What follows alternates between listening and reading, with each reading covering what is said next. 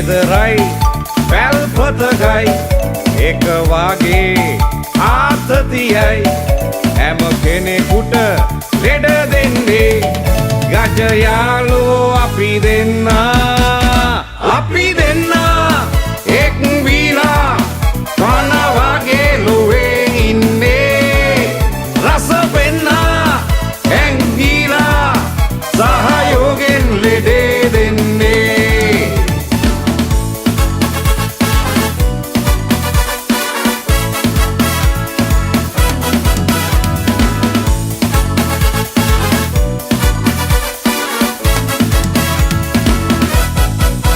සුදු හාලේ